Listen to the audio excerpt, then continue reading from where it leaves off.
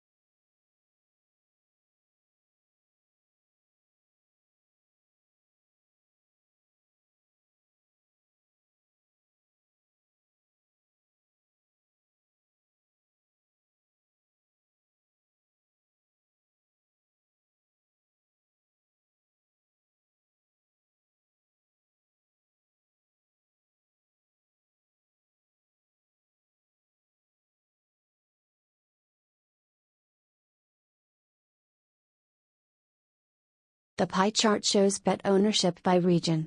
North America has the largest share at 40%, followed by Europe at 25% and Asia at 15%. South America accounts for 10%, while Africa and Oceania each represent 5%. Overall, North America has the highest level of pet ownership, whereas Africa and Oceania have the lowest shares.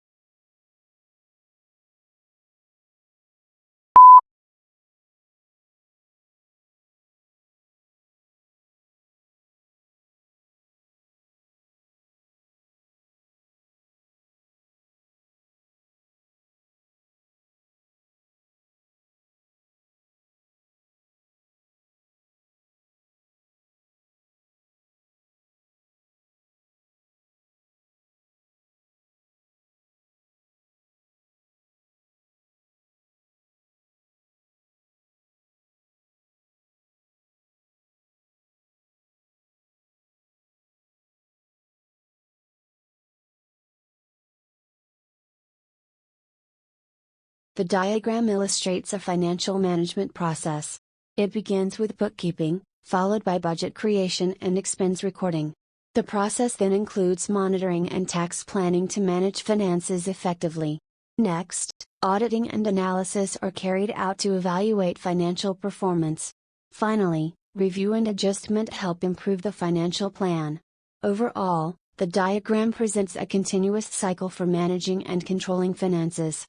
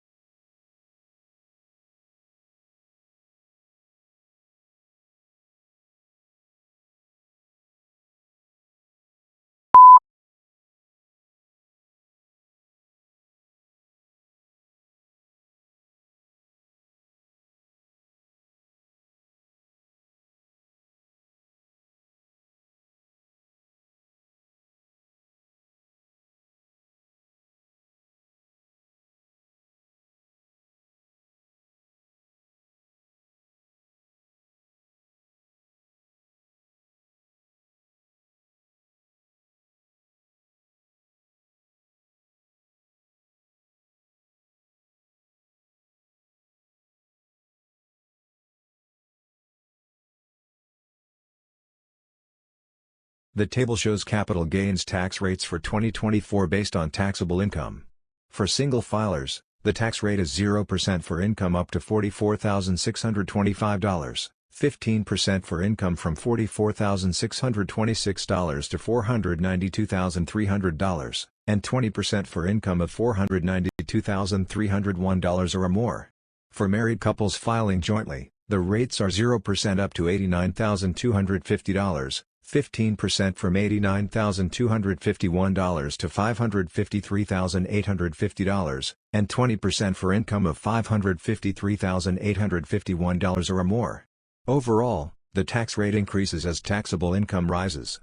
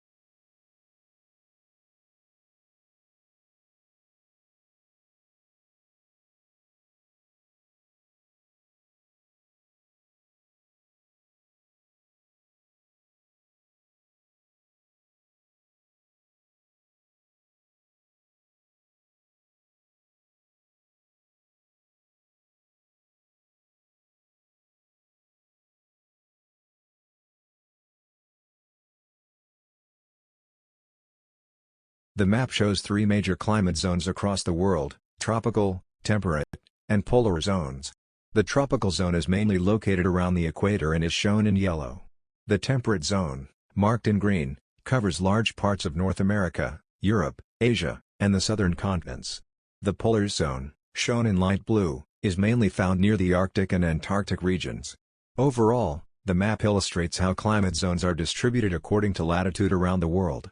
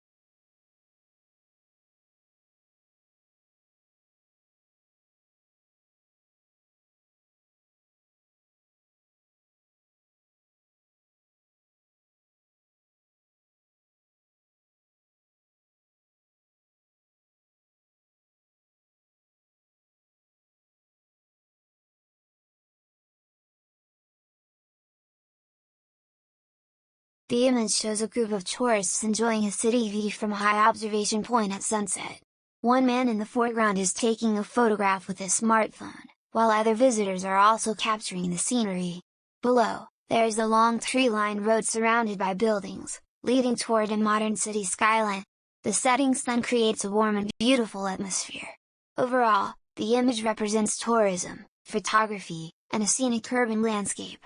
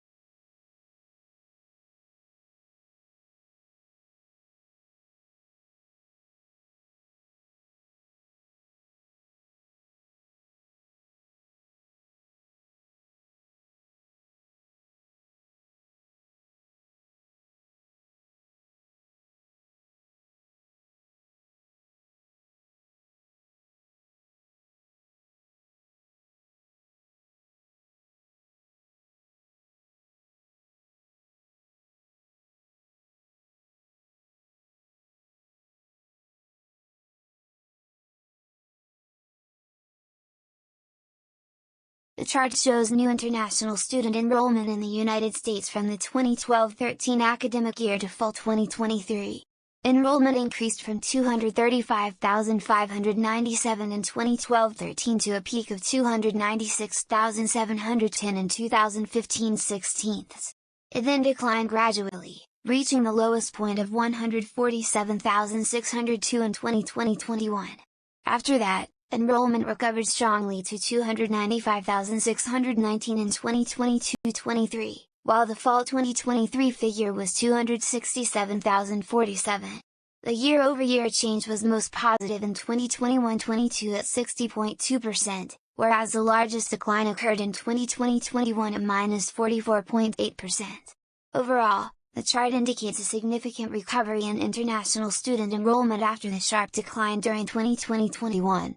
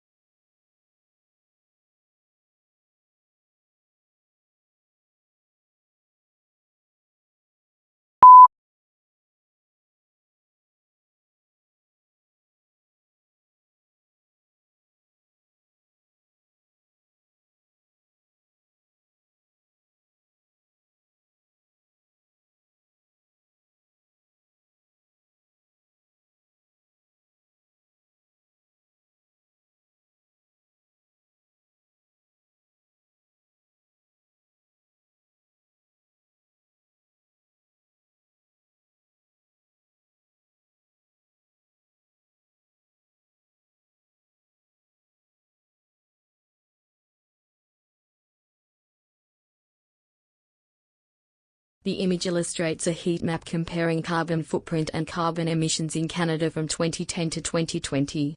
It presents two indicators, carbon footprint and emissions, measured in million tons. Overall, both values show a gradual upward trend over the years.